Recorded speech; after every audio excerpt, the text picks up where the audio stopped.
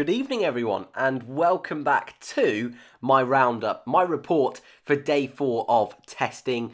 A little bit different today, so over the last few days you would have noticed that what we do is usually we dive straight into those times and then we, chill out a little bit, relax for the rest of the video. We look at some images and we have that little debate and discussion in the comments as well, but today you may have seen over the past few days creators of Formula 1 content such as myself, Sean over at the F1 Word, Aldas, Chaz, lots and lots of content creators that have been covering testing. Their videos have been taken down and it's been a pain for all of us involved. So today, a little bit different today. There's going to be no images of the drivers on circuit.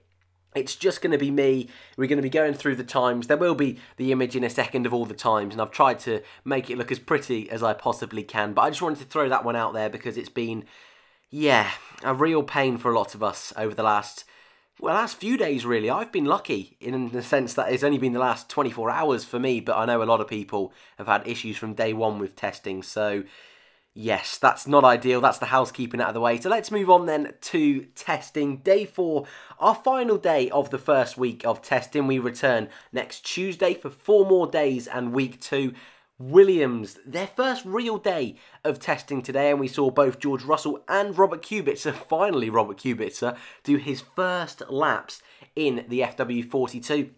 Crazy to think that the likes of Fittipaldi had a chance in a Formula 1 car before Robert Kubica has this season. Crazy to think that it's the last day of week 1 and Kubica's only got his first day today and it was only a half day.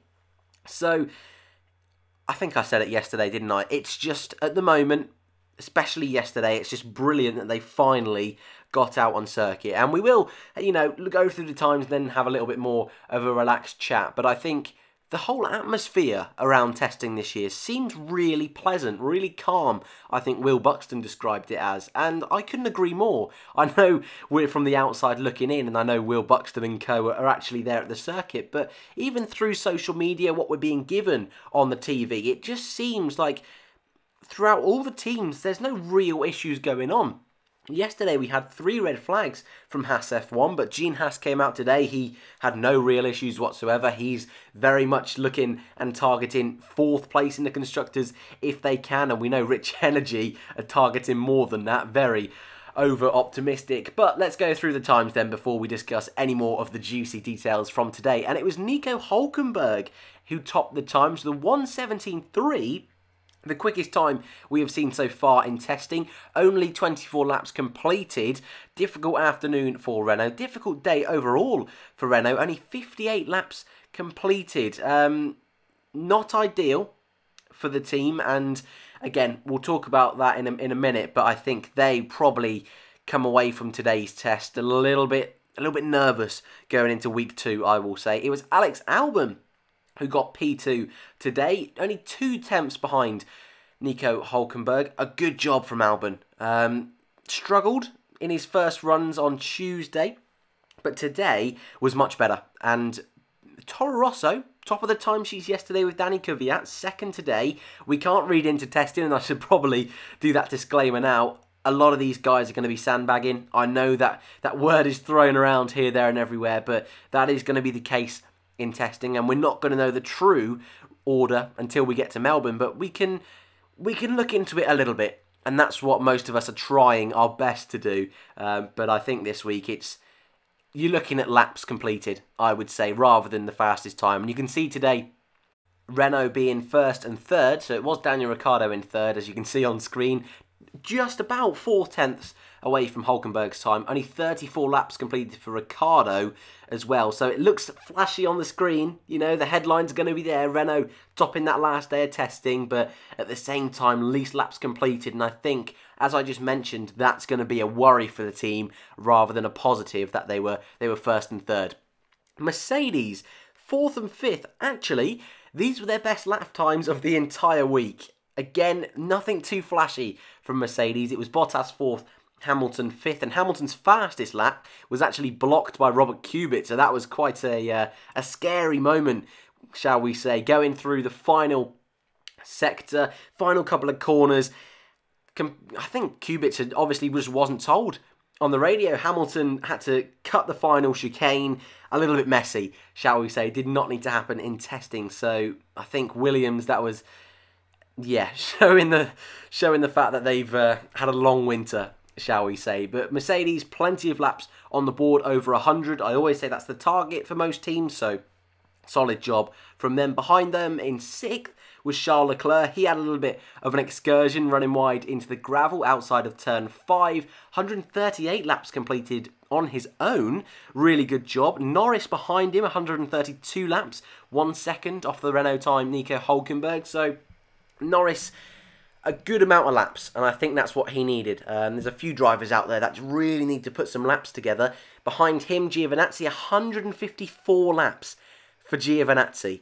I think that's the most laps we've seen from a single driver all week. Really good job from Alfa Romeo. And again, we can't look into it too much, but if the experts are to be believed down on the circuit, people that know a hell of a lot more than me in terms of aerodynamics and balance of the car through the corners, Alfa Romeo could be definitely in that running for 4th place, which is great to hear. And it's looking like going into Melbourne, they could be one of the teams, especially in the midfield, one of the teams to beat. So Giovinazzi, again, not a flashy time, over a second behind Hulkenberg, but actually, looking into it a little bit deeper, really good long run pace. So very positive day from Alfa Romeo. Once again, second yesterday for Kimi Räikkönen. So really happy with their progress over the winter. 9th and 10th were the two Haas boys. Similar laps completed. Grosjean 64, Magnussen 66. Very similar laps as well. Over a second behind Hulkenberg's time, but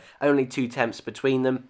Magnussen has had very limited running so far in testing. Almost been, I think he's had an afternoon on Tuesday and the afternoon today. But I think next week he'll be looking to try and get in a bit more running. I think he'll be a little bit disappointed with the amount of running he's had this week, despite him having no issues whatsoever. No spins, no off-track excursions, no reliability issues. So a solid day for Haas, I would say. You know, yesterday, 3 red flags caused by them. Today, I think they wanted to hit that century of laps, which they were able to do, but also stay out of trouble. So there were rumours this morning that there may have been an issue, but we've heard nothing of that since. So it seems to be thumbs up from Haas today. Quiet but consistent.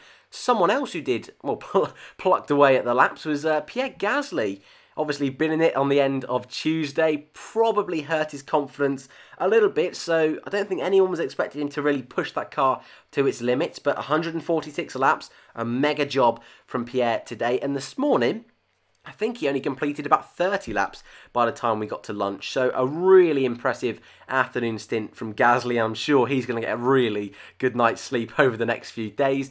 Lance Stroll, 72 laps. Stroll, another one who's not really impressed at all in testing. And what I mean by that is lap times have been nowhere. I don't think either of the Racing Point boys have been anywhere near the tops of the times. But partnered with that, they've had the least amount of laps every day as well, except Williams being the exception there. But it's been a strange week for Racing Point, and there are a few people saying that, okay, most years Force India have done this, but you'd imagine with Lawrence Stroll's money coming into that team, changing into Racing Point, that sort of ethos of the team, probably you'd expect it to switch up a little bit. And if you look at their targets, again, another team aiming for 4th in that Constructors, I think it's a big surprise at Racing Point's position at the moment. And then 13th and 14th, the two Williams boys. George Russell was 13th, 3.6 seconds off Hulkenberg's time, and Robert Kubica 4.1 seconds off Hulkenberg's time. So just outside the 1 minute 20s, which if you look at Monday's times, actually not an awful day for Williams. However, nowhere near 100 laps in the end, and I think that's the biggest question mark for me. So next week, I'd expect them to do a hell of a lot more running if they possibly can. But final few things from me. Norris caused an early red flag.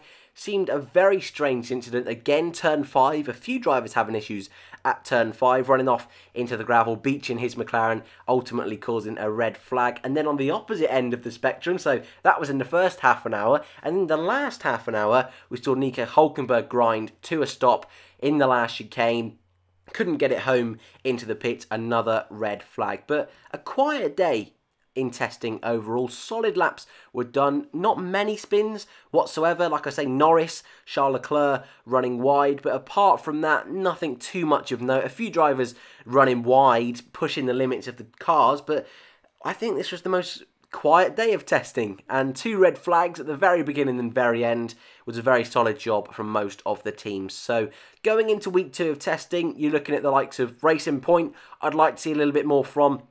Renault won't be happy with how they ended the day, but on the other side of the spectrum, Ferrari, Mercedes, Red Bull, really looking like the teams to beat for this season, and Alfa Romeo and even McLaren, I think, have definitely surprised a lot of people. So thank you guys for watching. Fingers crossed this one doesn't get taken down. It's been a big stress for most of us today, so thank you for all your support as always. I don't think I say that often enough, but a big thank you from me. And if you are new around here, then, well, I think you would have seen from this video I do Formula 1, Formula E, news, reviews and all that good stuff. I want to say quickly thank you for watching, and I'll see you in the next one.